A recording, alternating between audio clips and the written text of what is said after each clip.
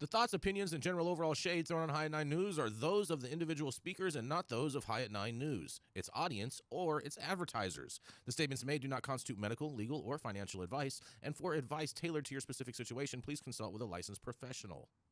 Welcome to the High at 9 News Hour, where you will hear from cannabis industry experts and professionals from around the country talk about important topics while shining light on global issues and discussing cannabis as it relates to politics, regulation and reform, data and technology, science, research and medicine, family and parenting, art, celebrities and entertainment, fitness, sports, mental health and wellness, and plant-based medicines and entheogenics. Together, we are building a stronger community, fighting the stigma and creating change. With your hosts, Jason Beck and Rico Lamitte, joined by special industry expert correspondents from around the country, and daily antics brought to you by Cannabis. Coming to you live every Monday through Friday at 9 a.m. Pacific Time and high noon on the East Coast. And thank you all for getting high at 9 with us.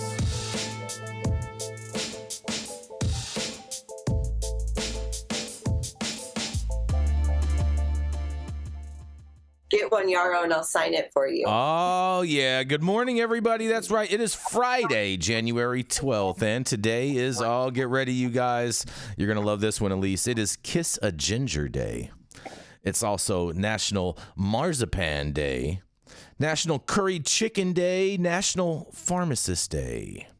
Those are all the days of today. And thank you for joining us and getting high at 9 with us. It's also high noon on the East Coast. And please remember to like, share, and subscribe to us on all social media platforms. You can look down below on your screen to see exactly where we live on the internet. And we are live every Monday through Friday on YouTube, Rumble, Twitch, Twitter, Facebook, Instagram, and even on our very own website. And we are short Rico today, so I am going to kick this show off today. We're going to start it off. I have a very, very interesting story for you guys this morning. Are you guys ready? Because the congressional resolution urges equity in legal marijuana markets and pushes Biden to advocate for global cannabis reform at the UN, you guys, the United Nations. The Democratic co-chairs of the Congressional Cannabis Caucus have reintroduced a resolution calling for state and local decriminalization of marijuana and encouraging the adoption of specific best practices around regulated markets. The Respect resolution was introduced by Representative Barbara Lee and Earl Blumenauer on Thursday, along with 6 other co-sponsors, all Democrats, to encourage states and local governments to enact a number of reforms around marijuana designed to address disparities in participation in legal marketplaces. The legislation calls for removing criminal penalties from marijuana use and possession, ensuring public benefits cannot be denied to someone due to a cannabis conviction, and eliminating suspicion-less drug testing for non-safety sensitive employment positions. The legislation encourages local licensing and eliminates broad felony restrictions, prohibits previous cannabis convictions as jurisdictions for denial of a license, and determines criminal convictions on a case-by-case basis for both owners and employees. The Drug Policy Alliance NORML, the better organizing to win legalization, better known as BOLPAC, and the Minority Cannabis Business Association endorsed the Respect resolution and its reintroduction. The legislation encourages the use of tax revenue from marijuana sales to support people of color entering the legal cannabis industry, and BOLPAC founder Justin Schreckel, formerly the executive director for NORML, said marijuana policy alone cannot undo the totality of the harms of the systemic racism, but it must include reparative justice provisions. NORML's political director Morgan Fox emphasized that legalization's goal is broader than merely ending prohibition of the plant. He said that the organization is looking for ways to invest in and remedy the harms visited on individual cannabis consumers.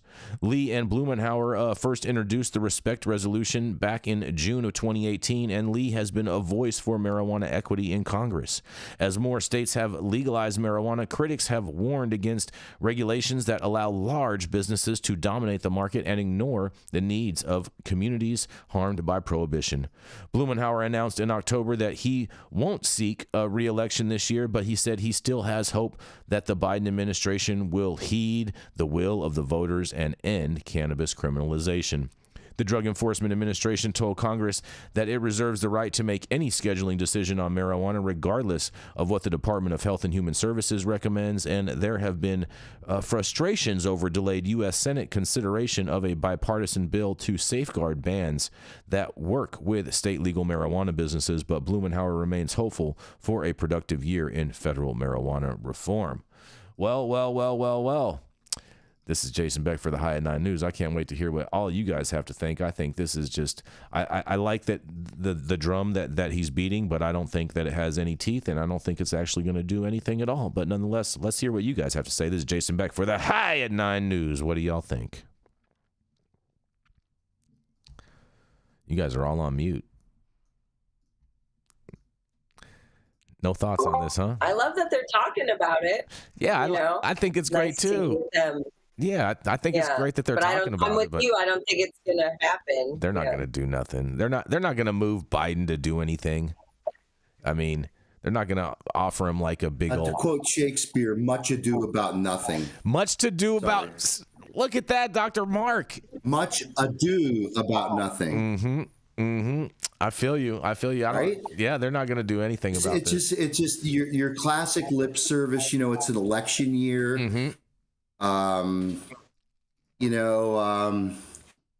It's interesting. That the whole Biden's thing about pardoning. What was it? Just possession use, right, Jason? Yep. So, it really doesn't address the reform that really needs to happen around enforcement. And certainly, the 900-pound gorilla in the room is they just because they couldn't get the committee together, they kicked the can down the road on the farm bill. So the hemp derived thing is still basically at odds with the regulated cannabis industry. And, there's lawsuits that are claiming that there's revenue to regulated cannabis businesses that are being drained by this hemp-derived thing, which is a completely unregulated territory. So all this other stuff around safe banking and rescheduling is all bullshit because they're not addressing the main problem in the industry today. It's very true. The main problem is the fact that cannabis. Do you agree? Does anyone else? No, I'm 100% with you. I agree with you, but I don't think that we're going to get to a point of descheduling at this point. I think safe banking is probably the closest thing that we are going to get. And rescheduling, I fear that it's going to have dire consequences for the industry. So I don't see like a big win here. I think here's where I would disagree, which is I think that Biden has done an excellent job grandstanding, pandering, and optics mongering. And I would not say the same thing about Barbara Lee.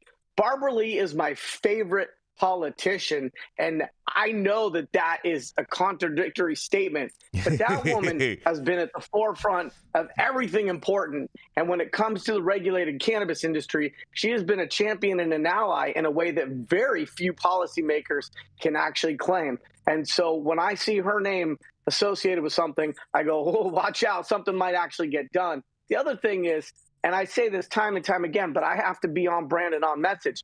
Anytime we talk about cannabis taxes funding worthy causes, we've got the equation wrong. We've got the equation wrong. Because I will tell you one thing. You show me your budget and I'll show you your priorities. And if your priority is to siphon money from the industry as a way to support worthy causes in or outside of the industry, you've got a broken model. Oh, similar to what Gavin Newsom's story yesterday, huh? It's very similar. Very, very similar. I agree. I agree with all you said. I agree with everything you said, Yarrow, for the most part. Yeah. I don't. You have any thoughts on this? For the most part, I think Colorado. Yeah, I was going to say I think Colorado would disagree because they just invested how many millions of dollars into their schools from their successful cannabis taxes, right? So I get the argument on that side, but I think the conversation that should be had is cannabis needs to be descheduled. and treated exactly the same as hemp in the Farm Bill, and they need to not have these two different schedules. And that's the conversation everyone should be having, because they're just creating more mess for themselves, even in more loopholes, if they continue to keep it separate like this. And of course, you know, we can all feel bad for our cannabis industry comrades and colleagues whose businesses are going under while people sell Delta-8 and THCO across the nation. But then those people's responses, well, no one's stopping those farmers from doing the same thing. So it's this very capitalistic mindset, right, of survival of the fittest. And I think that's not fair when we're all playing by these different rules. But again, the government doesn't really care about us. They care about them, right? Yep, exactly. And Dr. T on this, you know, like a lot of people, they say that, you know, like one of the reasons that you have a lot of these international trials and whatnot is they say because the UN still has cannabis listed as a dangerous drug or whatnot on their controlled substance list. Do you think, Dr. Talleyrand, that really anyone really cares what the UN says in regards to their drug policy? Because after all, if America deschedules cannabis, you already know the UN is just going to follow suit after that.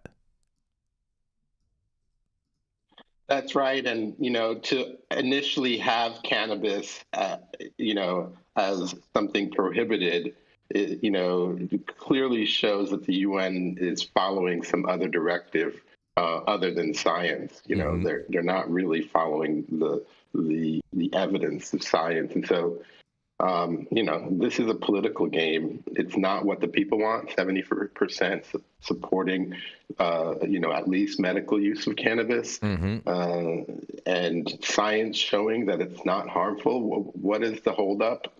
You know, it's all politics. What can we do? The UN's primary underwriter is the United States. I think it was like 70% of their budget or something. Is. I don't know You're the right about exact number, but the truth is people pander to who covers their bills. And so while the UN has this impression of impartiality and of having all of these representative nations, it's going to be lockstep with whoever pays 70% of their bills. Yep. I agree with that.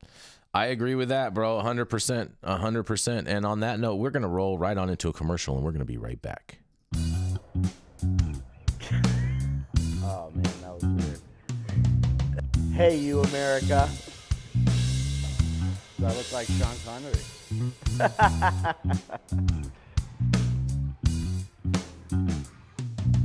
Good morning, America. Saman Razani coming to you live from sunny Los Angeles, California with the one and only highest host, Mr. Jason Beck, smoking on the best weed in the world. Did you know that we have an audio-only version of our podcast? You can find it on Apple, Google, Amazon, iHeartRadio, and Spotify. No excuses in 2024. If you haven't checked us out, check it out now. And also, check out what the Prophet's doing in 2024.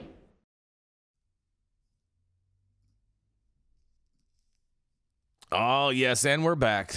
Coming up next, that's right, it's Dr. Gene Talleyrand. He's been a cannabis doctor for many moons and probably wrote your parents' recommendation. He's the founder of CESC and of Medican, where you should begin your doctor's recommendations from. That's right, it is none other than the man, Mr. Dr. Gene Talleyrand. Thanks, Jason. Thanks for the plug. Happy Friday, everyone. So my story today comes from U.S. News and World Report. Could medical cannabis be bad for heart patients? By Dennis Thompson. The quick answer is no, but let's get to the story. Medical cannabis might ease chronic pain, but it also increases a patient's risk of a dangerous abnormal heart rhythm, a new study says. The study was recently published in the European Heart Journal. Using nationwide Danish registers, patients with chronic pain initiating chronic pain initiating first-time treatment with medical cannabis were compared to a 5-time larger group of patients with chronic pain who did not use medical cannabis. The cohorts were matched for age, sex, and use of pain medication. However, the groups were of unequal size. Unequal group size can affect the statistical power of a study and the precision of its estimates. In this case, the results should be considered less precise. Patients using medical cannabis had a 0.8% absolute risk of being diagnosed with a heart arrhythmia. Patients not using medical cannabis had a 0.4 absolute risk of being diagnosed with a heart arrhythmia. As referenced, the absolute risk of dying in a car accident is about the same, yet we all still drive. I don't think this research should make patients with chronic pain refrain from trying medical cannabis if other treatment has been inadequate, said researcher Dr. Anders Holt, a cardiologist at the Copenhagen University Hospital in Denmark. Holt and his colleagues performed the study to better inform physicians prescribing cannabis. They believe this is the first nationwide study on medical cannabis use and heart disease in Denmark. In this study, the results were not statistically significant enough to make a claim that heart disease of any kind was associated with medical cannabis use. What's more, drugs like NSAIDs, seizure medication, and opiates have also demonstrated an increased risk of arrhythmias, yet that information was not included in the story. THC is a vasodilator. As a result, heart rate may transiently increase. Overall blood pressure is lowered. After several decades of medical cannabis use in the U.S., we have yet to see evidence of heart disease. We need much more research in this area, said Holt, before concluding anything. Results from the study should be replicated in other countries and settings. I'm not sure why media institutions like U.S. News and World Report problems that are not there. Could it be that they cannot accept that they were lied to by their own government during the war on drugs campaigns? Is it stubborn conservatism to believe that cannabis use is harmful? I also like to point out that the results of this research can be misunderstood without careful reading and discussion. It appears that the title of this article misrepresents the results of the study. Perhaps U.S. News and World Report has an incentive to point fingers at cannabis and not at the pharmaceutical industry. This is Dr. Jean Talleyrand with High at 9 News. Man, I love that last statement, Dr. T. You know, and I think that you hit the nail on the head with that last statement, that they need to be pointing fingers at the pharmaceutical industry instead of pointing fingers at cannabis, because the reality is that cannabis hasn't killed anybody, but pharmaceuticals kill Americans every day. Agreed. And with the data that we're seeing, with the results that we're seeing, it's really a shame that we're not really moving forward with this. Mm-hmm. And we continue to try to slash cannabis as an option. Mm-hmm.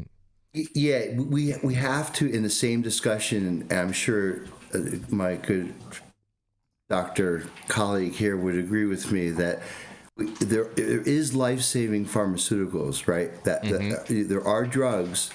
Again, a part of the reasons why our parents are living these grand old lives is because they've been taking, blood pressure maintenance, medications, which again have sort of like a peripheral effect in keeping people healthy for longer, right? But yeah, I mean, it's I've said it a few times on the show. If you ever watch the evening news on just regular, TV, whatever the network be, you'll see that the evening news is brought to you by this whole list of these commercials with these weird names on all these different products, and some of them are like biological these days, doctor, right? I mean, they're not just chemical active ingredients packaged into a pill. I actually have seen this thing now where everyone's like shooting their belly with this little, what is it? It's like a pen or something like that. Like, what product is that? It's the GLP-1, the new weight loss drug that Oprah is using. Yeah. It's the hot new. I was just at a conference with $1 billion drug, I'll bet, right? Yeah. Oh yeah, it's the new blockbuster. Everybody's injecting themselves. I thought, yeah. So how does cannabis get such a bad rap when they have this Prevagen thing, which is something that they isolated from jellyfish? Really? What? There's a protein in jellyfish that makes you remember things better? Tell me how that works, please. Right? Anything you eat goes into your stomach, it gets digested, and it's going to somehow magically work to your brain so you remember. I don't know. I mean, in all fairness, Dr. Mark, in all fairness, I mean, jellyfish are some of the skinniest animals on the planet. Yeah, there is that. Yeah. Can't argue that. It's not that they're skinny, Jason. It's that when they're in their natural environment, the rest of their blubber is hard to view. It's the angle. It's is that being it? in the water. Is that it? It's the perception, right? It's that mirrored effect. Right. That's giving it and that also, slender they're not look. subject to fat shaming. They're It's not like- subject to fat shaming by their peers. So that's also like- a good thing for them. It's like when you wear black, right? Right, Yarrow? It's like when you wear black. It's slimming. I've been living that life my whole life. When we talk about pointing a finger at the pharmaceutical industry, I mean, we all know what finger that should be, right? Mm-hmm. But to Mark's point, I mean, better living through chemistry. We do have, increased life expectancy. We can't just completely bash it. The one thing I do want to say, Jason, is we like to say that cannabis has never killed anybody. But actually, post-Vapegate, that's not entirely accurate. And when I was a wee lad back in the early 2000s, and I went to Dr. Gene here from one of my first medical cannabis recommendations. Look at that. And I explained to him that I was going to grow my own. He looked at me and said, "Young man."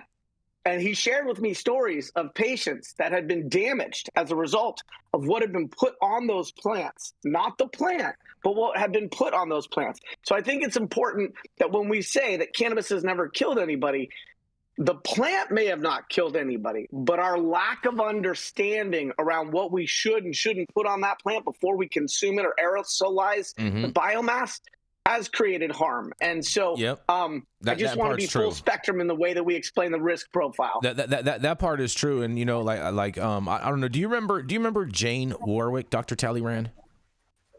Jane Warwick, she was one of the beginning advocates in the beginning, and she one of our doctors. No, she was not a doctor. She was just an advocate in the beginning, but she was also as a cultivator. And I know she passed away because she developed a neurological disease, and we believe that was from the use of spraying Avid. Yeah. Okay. So this must be the same patient. Yeah, that we've been sharing, and it wasn't my patient. It was a patient of Dr. McRoberts. But yeah, there was some pesticide on there. She did have a chronic condition previously, but we think, we found lots of a high level of the pesticide during the autopsy. What was the pesticide, Jean? Do you remember? I don't recall. You're right. It would have been like an Avid or a Floramite. Yeah, it was Avid. Things It was that Avid. Indoor cultivators were using at that time, not knowing Avid. how damaging it was. Yeah. It's like we're just trying to kill spider mites. An insecticide that was sprayed and she accidentally breathed it. Is that what happened? Well, to my understanding, how Avid works is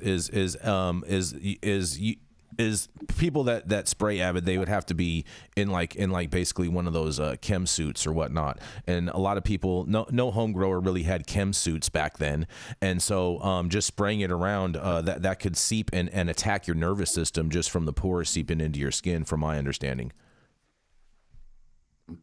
So I did have the cool protective suits because I've never been to Home Depot. She did and not have a found chronic condition.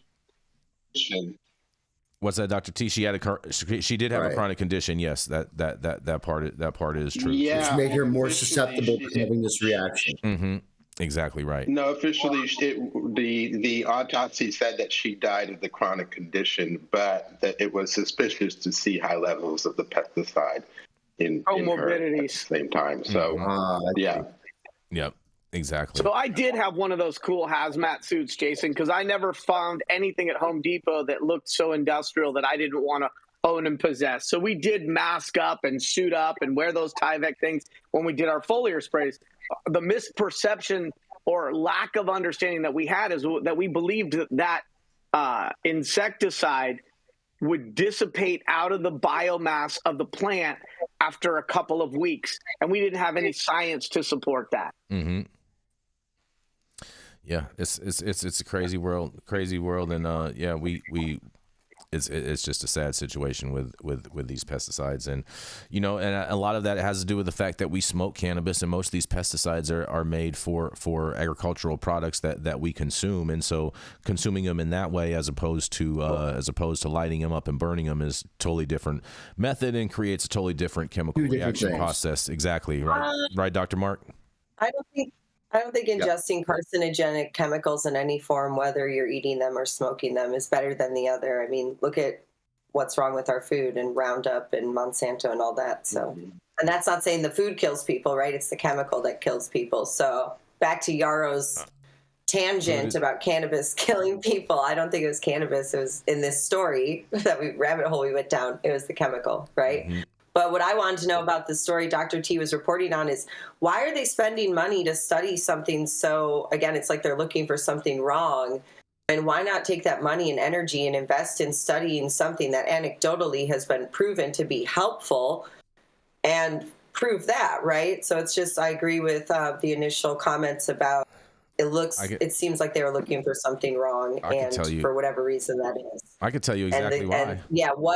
I could tell you exactly why. Yeah, they're looking for something wrong because U.S. News and World Report will print it. It'll make them famous, and it'll get them more funding. Well, isn't there another side to that coin too? Because the other answer to that question is the fact that there is more money in keeping people sick as opposed to creating a cure. Yeah, that's right. Follow the money. They're probably somehow funded by NIDA, and NIDA's sort of mission is to National Institute of Drug Abuse, to show the negative aspects. We got to keep this train rolling. We're gonna roll right on in. That's right, to Dr. Mark Scialdone. He's a PhD chemist with 30 years experience and a deadhead for over 50. He's a recognized expert in natural product chemistry, essential oil extraction, and synthesis. Right? Synthesis. That's right. It is none other than Dr. Mark Scialdone. Thank you, Jason. Happy Friday, everyone. Great to see my colleague, Dr. Jean Talleyrand. Great story, Jean. And great to see Elise. Hey, how are you? She's a badass. All right.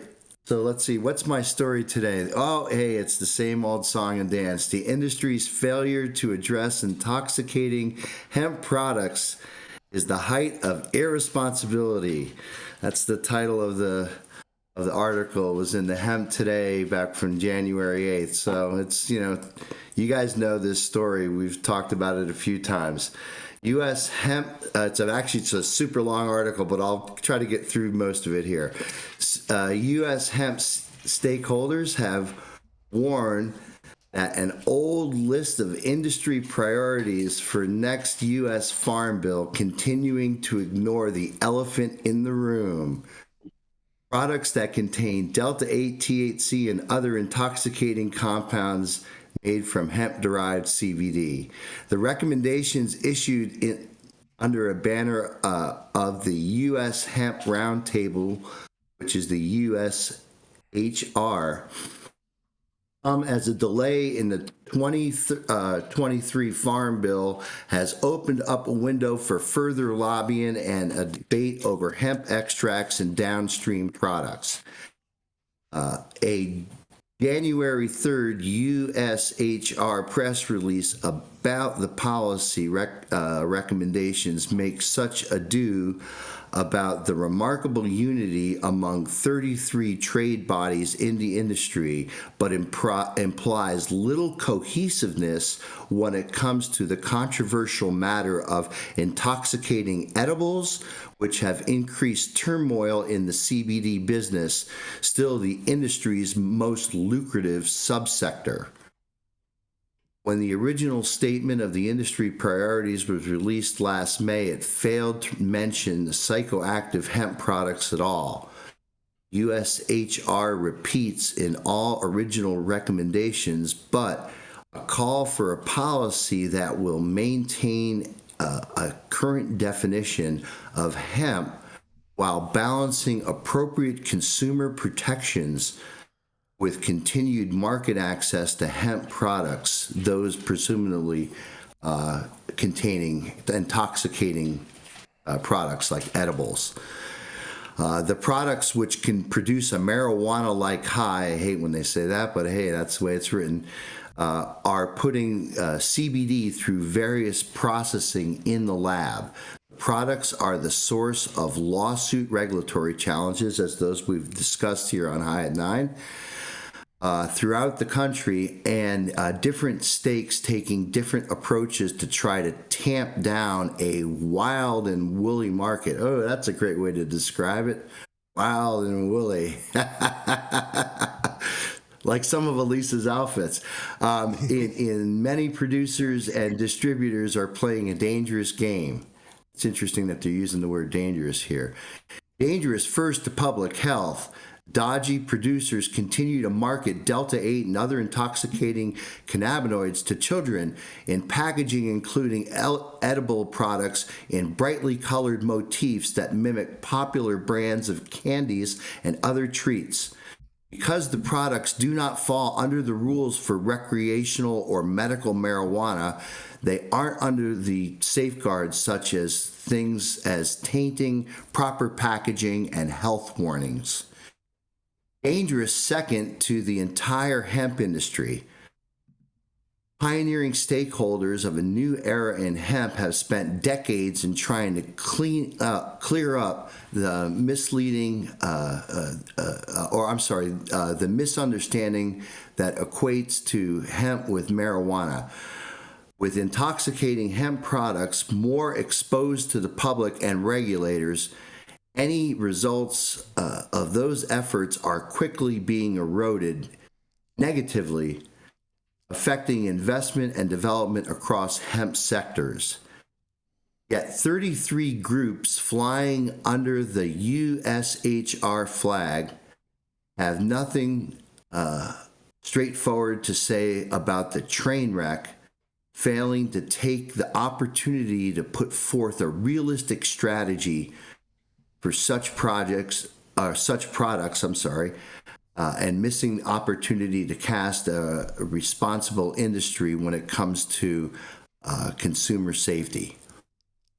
A group of cannabis regulators in several states last August sent a letter, I think we talked about that here on High at 9, I believe, to Congress suggesting a national framework to be established for all hemp-based cannabinoids, including CBD and any downstream outputs made from CBD, such as intoxicating hemp edibles. This reasoned document could have been the basis for an industry policy statement.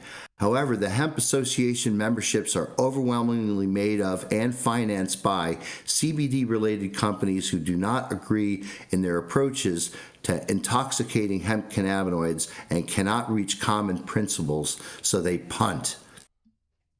The 2018 Farm Bill set the landmark for the industrial hemp making legal any part of the plant, including seeds, all derivative extracts, cannabinoids, isomers, salts, and salts of isomers, with obviously the exclusion of Delta-9 THC, tetrahydrocannabinol. We all know this, down to the level of 0.1% on a dry weight basis. However, lawmakers did not envision and intended the use of legalized intoxicating products to be made from hemp derivatives. Recognizing the potential and the thorny problem of CBD itself, which already flooded the market, the 2018 legislation held that the U.S. Food and Drug Administration, the FDA, retain the authority to regulate hemp products, including CBD, although the agency has yet to issue rules. The synthetic intoxicating cannabinoids such as Delta-8 THC, HHC, THCP, THCO have emerged in the wake of the CBD boom or bust that followed the passage of the 2018 Farm Bill. As the market collapsed, those CBD producers eventually found an outlet in their pent-up supplies with dodgy producers who created a semi-gray market for intoxicating cannabinoids based on a loophole in federal law. The 2023 Farm Bill was expected to end at the, or was expected, which was expected at the end of last year, was delayed in autumn, is an opportunity to address the questions around CBD and intoxicating products that could be made from CBD. The delay from one more year muddled the regulatory picture that can leave potentially an unsafe, intoxicating cannabinoids on the market. In the best case scenario, these products should be allowed to go under rules for marijuana and strictly limited to licensed marijuana dispensaries with proper manufacturing practices, labeling rules, warning in place. I would also personally add proper third-party testing and COA issuing and all that we all have to do in the regulated cannabis space. They should have to do the same thing here. To say the least, children should not have access to intoxicating treats at their local gas stations or bodegas. I'm not going to go on and read anymore. It goes on for a few more paragraphs. You know, this should be regulated if that's how they want to roll out intoxicating products, just as though these things were made from cannabis. They're being made from hemp, and, you know, God bless them if they've hired good chemists like myself that can understand how to optimize the production of active pharmaceuticals, which, right, Dr. Talleyrand, it's basically what they're doing. They're starting with CBD, which is, yes, it's plant-derived, and it's derived from hemp, and it's legal and all that, but then they're doing chemical reactions now to convert this into something new. So, to me, that's active pharmaceutical ingredient synthesis, and, you know, you don't just do that in a warehouse or back of your, you know, grow at the where you'd be growing cannabis. Mm-hmm. Correct, Dr. Talleyrand? I assume that we have alignment on that. So it's a very interesting article. Go ahead. I'm sorry. I just wanted to point out that there are apparently up to 7 other compounds other than Delta 8 that occur when you add acid to CBD. So, you know, there are also some unknowns apparently that occur. Mm-hmm. Yeah, so there's actually sophisticated analytical chemists that have actually figured out exactly everything that's in there, and it's based on chemistry that was actually described in the chemical literature back in the early 70s, based on all the stuff that Meshulam did. There was some Raj Razdan, who did some very pioneering chemistry, basically published what happens when you treat CBD with acid. And like Dr. Talleyrand said, it doesn't just generate Delta 8, it generates a multitude of, as it turns out, other THC isomers that one of those is iso Delta 8. And I co-authored a paper with Professor Alan Hallett that was presented at the ICRS meeting this past summer in Toronto on her pioneering, or our pioneering, I guess I'm a co-author, so our pioneering work to show that iso Delta 8 acts like a cannabinoid, but it's not hitting the CB1 receptor because she has an assay where she puts another CB1 receptor antagonist in there, and we know that it's not competitively displacing it, so it's still eliciting the same type of neuronal responses, which at the cellular level is an increase in cyclic AMP production. It starts turning on ion channels. It starts getting the cell ready to do business. So it's how cannabinoids act on cells. So speaking of turning on antagonists, speaking of turning on antagonists, did you notice how at the beginning of your article you said hello to Elise, you said hello to Dr. T, you didn't say hello to me? I don't know whether I got like the redheaded stepchild there on Friday's episode, but you know, where I come from, we're hyper polite. I don't know what it's like in your zip code. You know, you did touch on something that I did want to just agree with, which is that you said you like your chemistry. I love you, you know I love you. There's lots of love. Just remember, love is a practice, okay? And I am feeling isolated like a fucking CBD molecule. And so you did touch on something that I did want to just sort of echo, which is, like you, I like my chemists sophisticated. I mean, if you're a chemist and you don't pass me the Grey Poupon, we can't get down together. I want a very sophisticated chemist. I do think that we are. The Grateful Dead had a chemist. I bet they did. I bet they did. All good bands have a chemist. I bet they did. Yeah, right. I'm still seeing Paisleys from my last concert, and I think that was Shoreline in 1992. And so I do think that this is a good example of where, if we can have scientific advisory panels that are on the cutting edge of medicine and science that can inform regulators and governments about how best to address highly technical issues, we win. Whether that's environmental policy, whether that's medicine, whether that's emerging nutraceutical spaces. We covered an article, I don't know if it was this week or last week, where in Wisconsin, the politicians were deciding what medical ailments would qualify for being able to be a recipient of a medical cannabis card. And we need to know foundationally as a society that politicians shouldn't stray outside of their expertise. Now, I don't know what most politicians' expertise is. They all come to politics through different journeys and training.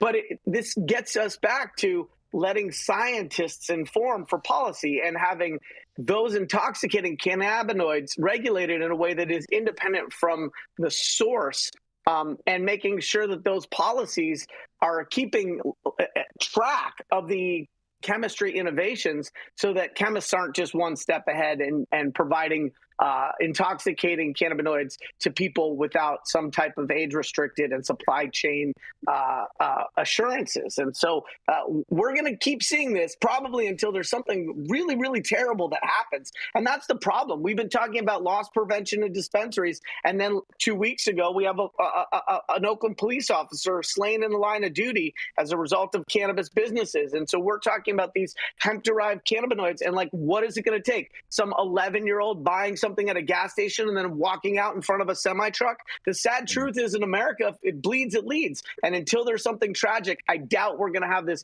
galvanization, this motivation, this inspiration to say, this is a train wreck. We can solve this before it gets terrible, but we have to do something about it now. Well, just to add my 2 cents, it's been my position all along that if people have unfettered access to high quality cannabis and cannabis products, there wouldn't be a need for this synthetic recreational market. Dr. T, I think, is nodding his head. So, we've said this before. Go ahead, Elise. I think she wanted to chime in. Yeah, I was just going to say that this all only started because people can't access the whole plant and THC in the first place. And if anything, I would like these chemists and these experts to actually be informing the government or whoever, the legislators, that it's the same plant. And honestly, it was all prohibited because they didn't like poor people and people of color and people who were against the war. It was why they prohibited it, right? And then it comes out, it can help people. And we worked so hard to get medical because it actually helps people. And we got that. Then they got CBD. This is allowed because it won't get you high, thus further proving the government doesn't want anyone to, quote unquote, get high. So that's how we even got CBD out there in the first place. And then again, some really smart business people and capitalists, and a lot of them found the loopholes and ways, and consumers, prove that the demand is there as they want to access this plant. And that's how we end up in this mess. But I do not think the answer is further regulating more compounds. It's just going to be a freaky mess, and they really just need to get it all into one. I mean, we don't look at alcohol this way, right? I mean, interestingly enough, though, the wine industry, wine is regulated by a completely different body than spirits and alcohol. And that's why wine is actually really shady. Notice there's no ingredient label on wine. You don't know how much sugar is in wine. There's over 500 additives that could be in your wine, like sawdust and dye and all this stuff. That's a completely legal product you can buy almost anywhere. They found their way to have their own regulatory body, again, through lobbying. And back at the beginning of this article, they mentioned 4 strong lobby groups or something. I believe it was noted. And I just got to say, the hemp industry has always been better organized, better funded, and better able to lobby than our quote unquote THC side. And we really just all need to be working together. But and a lot of that, at least, is because they're not subject to 280E like people on the THC Delta 9 side are. And so that brings a big component in that, because there would be a lot more money for the cannabis industry to do that type of lobbying if it wasn't getting sucked up by the IRS and erroneous taxes. But nonetheless, we got to go to a commercial, and we're going to be right back. The Control Tower from Highly Educated has perfected the dab. Utilizing the concept of thin film evaporation, you can waste none of it and taste all of it. The micro texture of the SE pillar increases nucleation at elevated temperatures. And with the tower propelling at 2,600 RPMs, it's certainly the most efficient dab experience to date. The Control Tower from Highly Educated. Yeah, welcome back. And whatever you do, make sure you hit that like button. I know you'll appreciate it. We'll appreciate it. YouTube appreciates it. Everybody will appreciate it. So just go ahead and hit it now. Also, make sure you subscribe to the channel if you have not subscribed to the channel already. And all of the articles that we cover here on High at 9 News, you can read directly on our website at www.highat9news.com. And one quick note, tomorrow there is an event in Long Beach at Anna's. They're having a party from 1 to 5 p.m. tomorrow. I'm going to be down there, 4th and Pine Street in Long Beach from 1 to 5 p.m. and we'll see you there. I'm Jason Beck, and this is Smoky Vanilla. And if you want to feel as good as I look, then you need to get yourself a stretch and smoke with Smoky Vanilla. That's right, baby. I'm Smoky Vanilla with my background in kinesiology. I'm a sports massage therapist and stretch coach. I focus mostly on athletes who have chronic pain or injury due to their sport, or the legends of the chronic in the game, baby. Oh, yeah, you know what it is. We just stretched, and now we're gonna smoke, because you know what it is. That's right. I love intuitively creating a session based on the individual I'm working with. We'll go through a few assessments, look at the past health history, injury, or anything that's still affecting you today, and create a customized session just for you. Let's go.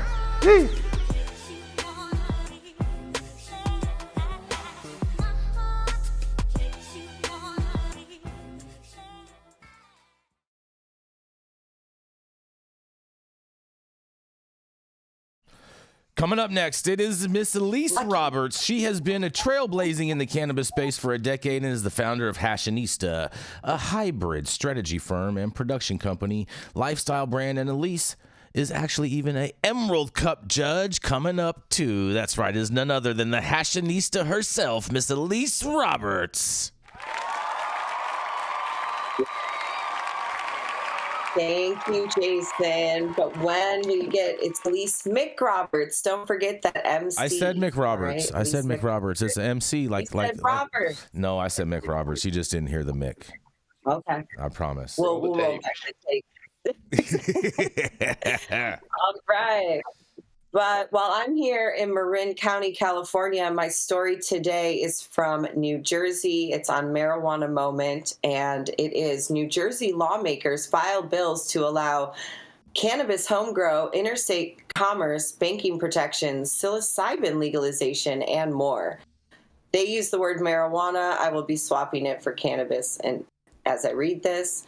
So, New Jersey lawmakers are gearing up for a busy year in the drug policy reform space, filing over a dozen bills touching on issues ranging from cannabis interstate commerce, home grow, banking, and employment protections to psychedelics legalization and kratom regulations. As the state's adult use cannabis market continues to evolve since the implementation of legalization last April, legislators from both sides of the aisle are bringing forward a slew of proposals to build on the reform and also expand into different drug policy areas. Home cultivation is one area advocates will be closely following, as New Jersey stands out among adult use states in its disallowance of having either patients or consumers grow their own plants for personal use. Boo. Governor Phil Murphy, a Democrat, said he's very open-minded to the issue, but feels the market must mature further before it's enacted.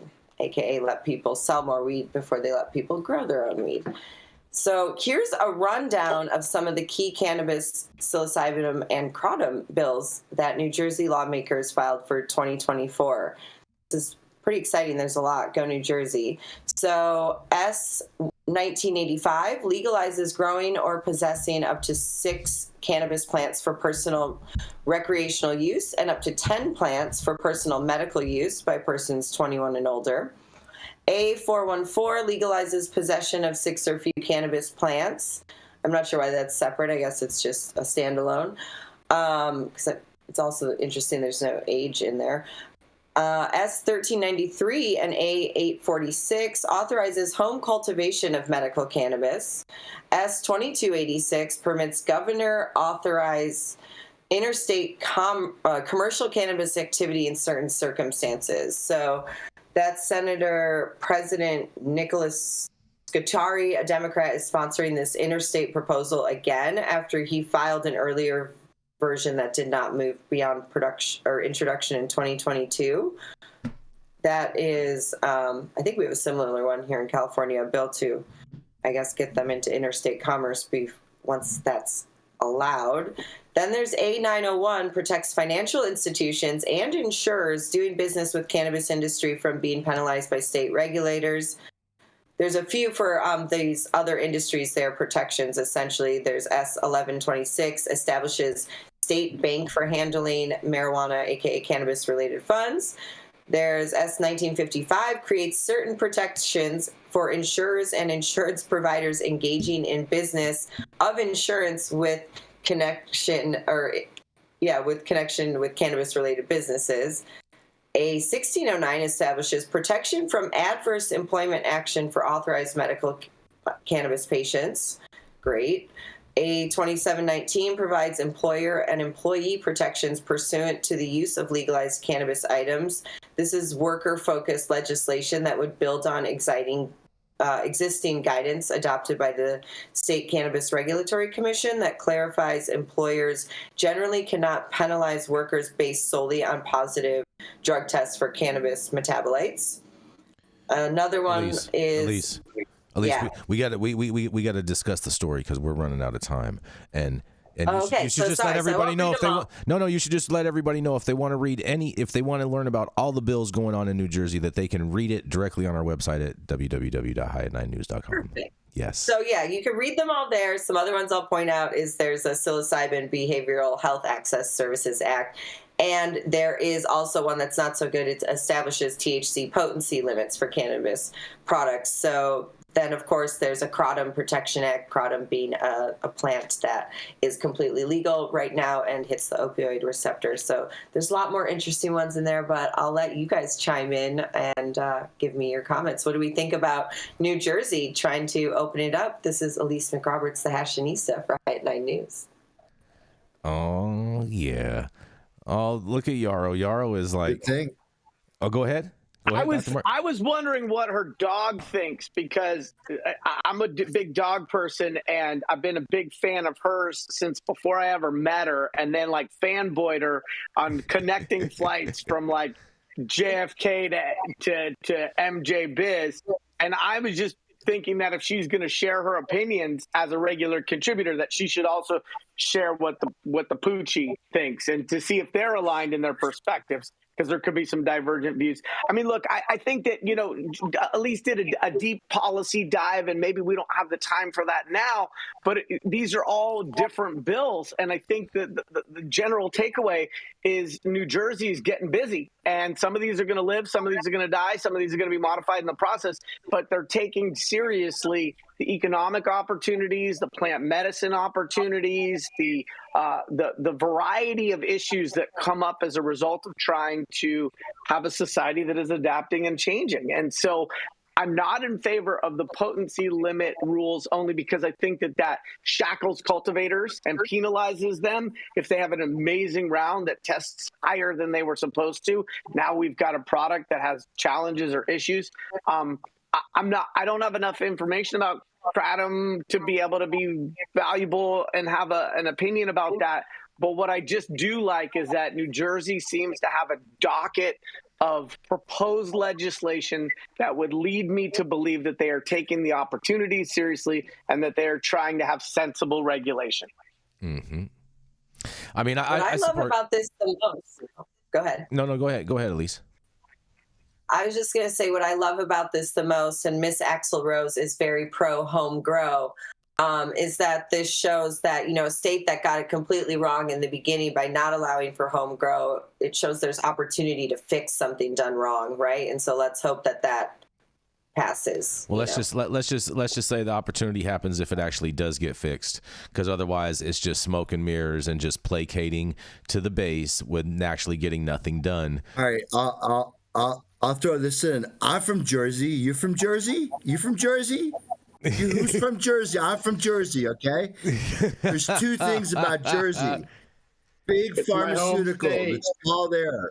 The largest pharmaceutical companies in the world are all in New Jersey.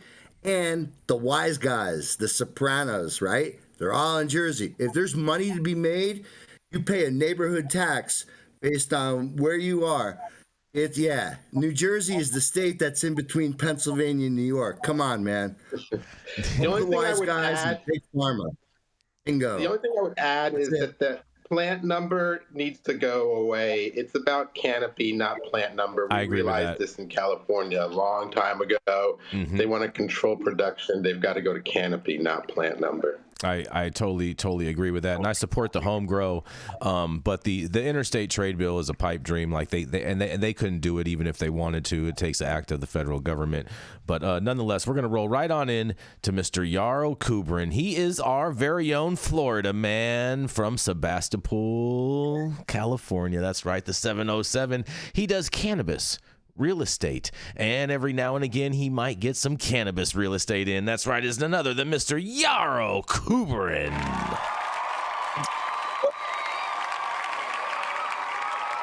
I should have put one of my dogs in my lap. I'm going to do that the next time Elise and I have the opportunity to share the screen. And it's not every once in a while I do cannabis real estate. It's every day, all day. So don't get it twisted. I am playing in 15 different states and loving all of these new adult use markets, with the exception of New York. But anyway, I digress.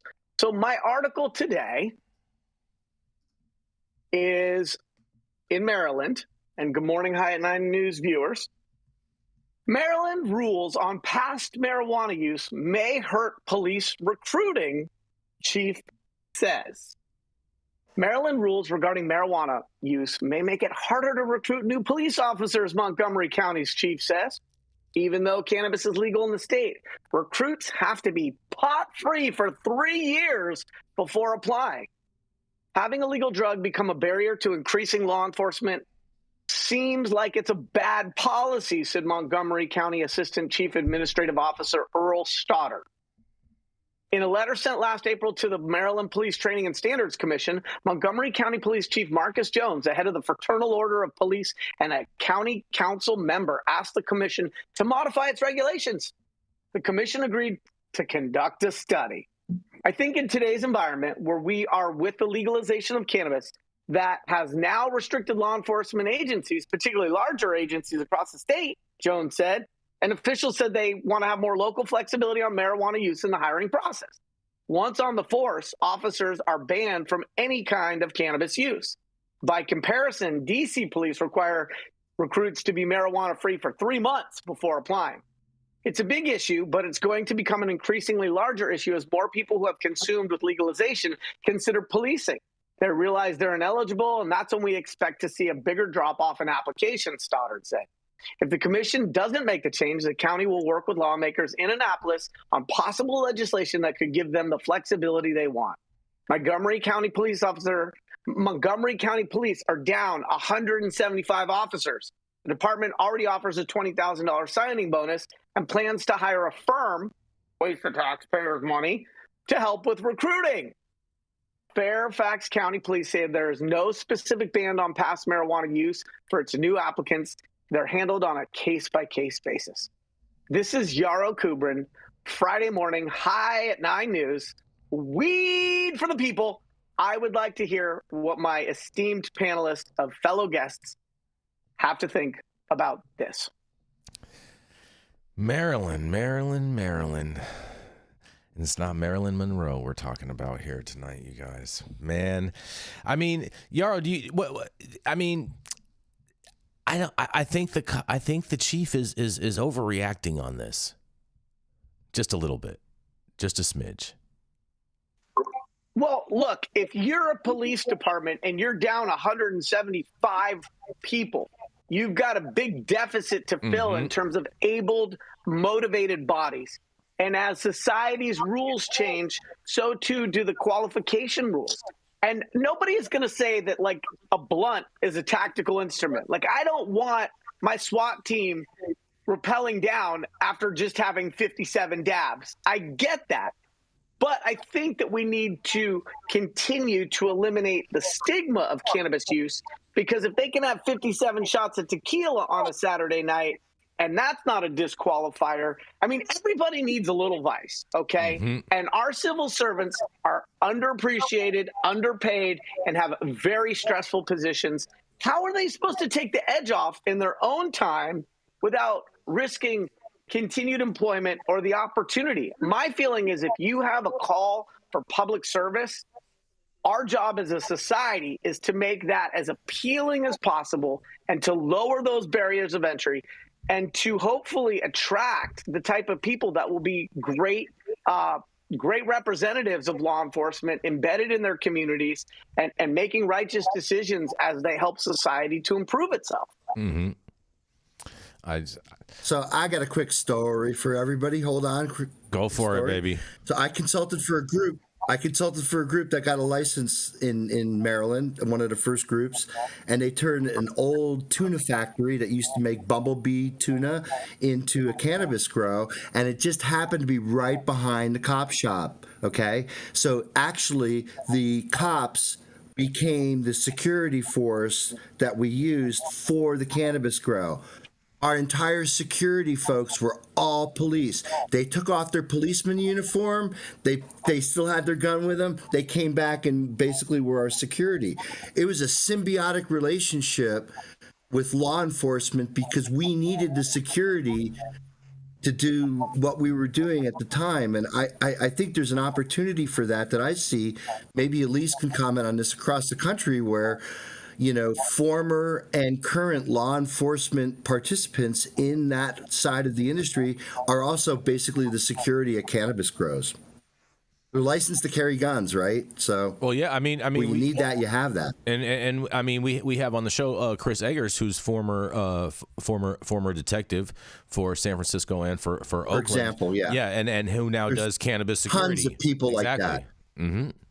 Hundreds of people like that, Jason, across the country. And in fact, you know, I think what makes a really good case when you're putting together an application in a new state that's just opening up a cannabis grow or a cannabis dispensary is you have law enforcement individuals that are known in that community on your application as the head of security or, you know, somehow involved. You know, it gives the community gives a sense points. of security that it gives you some points on your application. But I think we're kind of conflating two different things, Mark. What you're talking about is the opportunity for law enforcement based on their training and experience to be a value add in the cannabis industry. And I think what this article is a bit more focused on is the opportunity for cannabis users to be of benefit and contributing in their communities as members of law enforcement organizations. And in a perfect world, anything that is legal to do is not a disqualifier for somebody who does want to be a civil servant, who does want to be a boy or a girl, a man or woman in blue, helping their local area, whether they grew up there or they're new there. You know, I want to give people who get into that profession generally the benefit of the doubt, because I think most of them are motivated by bettering society. And so if we're penalizing cannabis users, not because of what they're doing on the clock, but what they're doing in the freedom of their off time that is state legal, we are limiting the opportunity for law enforcement to fill those ranks when they already have deficits and when they could be getting really talented people. It reminds me of the way the military treated gay people. Okay, like, oh, don't ask, don't tell. Like, that's a fucking policy. And then you have all of these incredibly talented people who can speak 17 languages, but happen to love somebody who looks like them, and they can't be part of our intelligence apparatus because of who they choose to love. And so if we've got really talented, qualified, and motivated individuals who want to be a part of law enforcement, and the only reason they can't is because they choose to tell the truth around their legal off-time cannabis use, that's a missed opportunity for us to fill those ranks with people who happen to comply with state law and who happen to enjoy cannabis. And if I was a cop, I would want something on my downtime to take the edge off. And maybe it would be quilting. Maybe it would be jigsaw puzzles. Maybe it would be going off with my son and fishing. But maybe it would be cannabis use. And we need to start acknowledging that cannabis use, not just for glaucoma and cancer, but as a wellness tool, as a way to create an equilibrium for individuals. What do you call that, Dr. T? Homeostasis. Thank you. Homeostasis. And so if a cop wants to use cannabis for homeostasis on their off time, let's come up with some policy around what that looks like versus just a direct ban of that person being able to be a cop. No, totally. I get it. The article is sort of focused on something else. But I guess what I'm trying to bring up is the symbiotic relationship that really law enforcement and security has with one another. Again, based on that skill set. But, you know, I'll be honest with you. I remember having a conversation with one of those guys, you know, big gun in hand, inside the grow, being teary-eyed, telling me about a sick grandmother in chemotherapy. And I'm moved now just thinking about it. Yeah. There's definitely a big there's a recognition by law enforcement that this is legitimate medicine because I have these examples in my family, right? Yeah, and that's on a case-by-case basis with each individual officer and their own individual experiences. But it definitely does work like that 100%. I've seen it happen numerous times with many different members of law enforcement throughout the years. But I got one more story for you guys, bro, and this is a big one. Are you guys ready? Here we go. The feds will release marijuana rescheduling memo and related documents in their entirety in a response to the lawsuit, you guys. That's right. The Department of Health and Human Services, HHS, has agreed to release documents related to its recommendation to federally reschedule marijuana in their entirety amid litigation over a Freedom of Information Act FOIA request that was filed by a lawyer last year. In quotes, good afternoon and thank you for your patience. A Department of Justice attorney handling the case said in an email to Attorney Matt Zorn on Thursday, the agency had advised that it will release the letter and its enclosures in their entirety. End quote. When the government announces a marijuana rescheduling through a Federal Register notice, he pointed out it would attach the letter and its enclosures to that posting. Zorn last month obtained more than 250 pages of the rescheduled advisory letter and supporting documents sent by HHS and the Drug Enforcement Administration last year, though the vast majority were released only with high redacted form. In a phone interview with Marijuana Moment, Zorn said the new development comes after a little scuffle with the federal government over the timeline in his FOIA lawsuit. The Justice Department had filed a motion to vacate a deadline for summary judgment that was set for January 18th, while Zorn said he would typically accept such a request. He instead filed an opposing brief, and the judge ultimately denied the government's motion. He added that, in quotes, realistically, the lawsuit could have accelerated the timing of the government's scheduling announcement, though it's also possible that just the letter will be released without the DEA immediately announcing a decision in the ongoing scheduling review. Broadly, the documents are believed to discuss new scientific information that has come to light in recent years, which HHS suggests might necessitate rescheduling marijuana, while the Congressional Research Service, the CRS, recently concluded that it was likely that the DEA would follow the HHS's recommendation based on past precedents. DEA reserves the right to disregard the health agency's advice because it has final jurisdiction over the Controlled Substances Act. Recently, DEA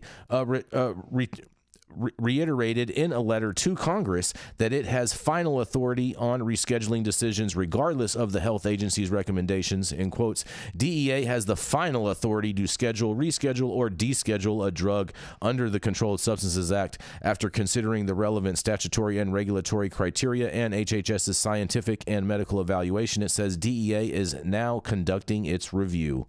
The agency's statement came in response to an earlier letter from 31 bipartisan lawmakers led by Representative Earl Blumenauer, Democrat from Oregon, that implored DEA to consider the merits of legalizing as it's carried out its review. The initial letter also criticized the limitations of simply placing cannabis in Schedule 3 as opposed to fully removing the plant from the Controlled Substances Act.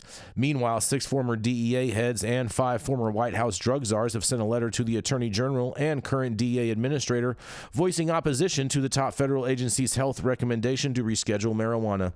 They also made a questionable claim about the relationship between drug schedules and criminal penalties in a way that could exaggerate the potential impact of the incremental reform. Signatories include DEA and Office of National Drug Control Policy, heads under multiple administrations led by presidents of both major parties. 2 GOP senators, including the lead Republican sponsor of a marijuana banking bill that cleared a key committee last month, recently filed new legislation to prevent federal agencies from rescheduling cannabis without tacit approval from Congress. A coalition of 14 Republican congressional lawmakers, meanwhile, is urging the DEA to reject the top federal health agency's recommendation to reschedule marijuana and instead keep it in the most restrictive category under the Controlled Substances Act. What do you guys think about this last story of the day? It sounds like we're getting a unredacted version of this FOIA request. Man, I almost feel like this is Cannabis Kennedy right here. I think it's huge. I think, that the DEA has been picking and choosing their studies to argue that cannabis should remain as Schedule 1. And if HHS has provided studies that refute that, the DEA is going to have trouble, taking the same stance that they always do. It sounds like they're trying to take a stance. It's illegal, it's criminal, and we need to keep it that way, for other reasons. But, using the science and the research now this is going to bring the argument to a head. It's going to be interesting to see. No, isn't this what the LaGuardia Committee concluded, and what the American Medical Association concluded just as Nixon was putting the Controlled Dangerous Substance Act in place? They basically ignored the medical data, which proved what we all know about cannabis. Mm-hmm. And so they need to stop playing this masquerade and deschedule, because it's not dangerous. It doesn't need to be controlled, and it needs to be regulated as a medicinal herb, not a drug. Yep. Drugs are made by drug companies, sold at drug stores, paid for by drug insurance. This is a medicine you could grow yourself and you could trade amongst your friends. It's an agricultural commodity. It needs to be treated as such. I totally agree with that. I think we just need to differentiate between the transparency that they're going to provide versus a change in policy. So they can say, sure, we'll show you everything.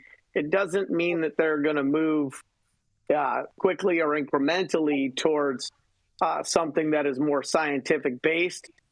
They've been saying we need more research for however long, and yet we've had medical programs going back more than 30 years in some states. And so the DEA does seem to continue to rehash its recycled talking points about whatever position it wants to continue to maintain. Look, I think the DEA is an incredibly important organization, and I think fentanyl is the greatest risk to this generation of Americans. Mm-hmm. And so I know that they have noble work to do, and they seem to be what we call in my house puppy hogging. where you don't share the new dog, and they really want to maintain some sort of control over how this decision unfolds, what eventual new positions the federal government has. But I'm not necessarily sure why any DEA resources are being allocated towards anything cannabis related, unless we're talking about trafficking of individuals and some of the associated crimes that come with underregulated industries.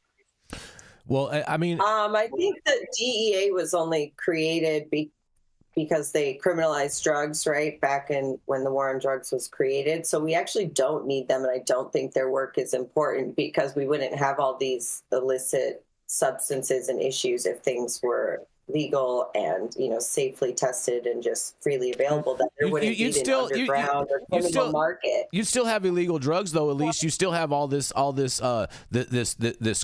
this fentanyl, all this stuff that is ravaging our communities. I believe all drugs should be legal, and that drugs should be approached as, just the same as anything else. I can't agree with that when it comes to fentanyl. Fentanyl who do you think's putting it out? It's our own government. No, it's not. It's not. It's the Chinese. It's the Chinese. It comes from China. Okay. It gets shipped in through Mexico and then comes across the border. I do think what this article, it just sounds super authoritative. The DEA basically saying, yeah, you can send us whatever you want, but we make the final decision and we're going to do what we do. And they've ignored facts and science before and operated in their own interests and the interests of those that serve them. And yeah, they need to stay relevant and keep their jobs. They need something to police and something to regulate, right? So fentanyl's the new big, scary, crazy thing. Mm-hmm. And of course, I've actually known people who've died from it. I'm not negating the issue of fentanyl, but I think criminalizing people who use drugs is not the answer. And that's the issue. The war on drugs is that fentanyl is it's hurting and harming people who are addicts, who are, seeking it out for whatever purpose. Those aren't the people who need to be arrested and criminalized. Well, I don't think anyone's advocating to be arresting the addicts. I think they're trying to go after the fentanyl suppliers and people that are pushing it on these streets, because if there wasn't it on the streets, you wouldn't have all the tweakers out looking for it. Well, and I would argue that if those tweakers had access to high quality cannabis concentrates, they wouldn't need fentanyl. Oh, nice. I would argue that if the government didn't flood the, poor communities and communities of color with these drugs purposely, then we wouldn't have the addicts in the first place. And fast food. Don't forget fast food. Yep. And yeah, exactly. Sugar. One of the most important things, though, I think that I took out of this is the fact that in the options, the DEA said we have 3 options. They said we can go with rescheduling, we can leave it as a Schedule 1, but they also mentioned deschedule, and I think that it's really important for us to note the fact that they did mention that as one of their options, so they are aware that descheduling is a possibility for them. Yeah. And I'm going to remain hopefully optimistic that would be the way that they go. Otherwise, I hope they keep it as a Schedule 1, and we can let Congress deal with it and figure it out, because that's my thoughts on it. That means that the dialogue that we've been having about descheduling versus rescheduling is starting to be listened to. Yeah, that's a good thing. Exactly, it's part of the dialogue on here at High at 9. Mm-hmm. And Dr. T, I just got one quick question, because they mentioned that in this whole thing it was going to be totally redacted and there was going to be a number of different studies. Are you hopefully optimistic that there may be some type of studies in there that could have some type of medical breakthrough that maybe could help your practice and what you do for patients? No, I don't think they're going to teach me anything new. I think that, they're always far behind in terms of the cannabis industry and what we're doing. But I do think that they are going to bring up studies that they're not going to be able to pick and choose their studies. Studies can be good and they can be bad, and you can pick the studies that support your point, right? Mm-hmm. And you can ignore the studies that don't. And so that's what they've been doing for years, is picking the studies that support their point and ignoring those that don't. Now HHS is stepping in and providing their perspective on the studies, and I'm sure it's going to be different than what they've looked at before, what the DA's looked at before. So that's going to really throw a wrench in it. Of course, I'd prefer descheduling over rescheduling, but I'll take any incremental move and get it out of Schedule 1 for sure. That's the ridiculous thing. It's important to note that HHS you and me. It's important to note that HHS was the holder of the U.S. patent US 6630507 on the neuroprotective property of cannabinoids. So, John, they've been doing this work in Bethesda for years to understand. Margaret Eustace, who won the Mechoulam Prize this year at the ICRS, is the woman at the NIH who has studied the metabolic breakdown of cannabinoids in our body. So we wouldn't know half of what we know scientifically on cannabinoids if it wasn't for taxpayer-funded research done at our own National Institute of Health. I just wanted to add that. Oh, man. And on that, we're going to... Then when they saw the opportunity... Okay, go ahead. No, I was going to say... When they saw the opportunity, HHS is like, we're going to patent that, and then we'll license it. I don't doubt it, and that's why they want to move it to Schedule 3 to give it to the pharmaceutical industry, so that's what they can do with it, make it a synthesized drug. But nonetheless, thank you all for getting high at 9 with us every Monday through Friday at 9 a.m. Pacific and high noon on the East Coast. Big thank yous to our audience and supporters for tuning in daily and listening to the insanity that is the developing cannabis industry. Thank you to all of our sponsors keeping the lights on, Cloud Media, Adam with his feathered hair, holding it down with keeping the AV struggles to a minimum. Thank you to our correspondents spending your time with us this morning. And thank you to you for spending your time with us. We appreciate you being here with us.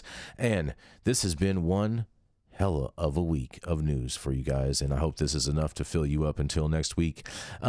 Rico couldn't be with us today. He had an emergency, and so in the spirit of Rico, I'm going to give the last word to Dr. Talleyrand. Dr. Talleyrand, what do you want to take everybody out with?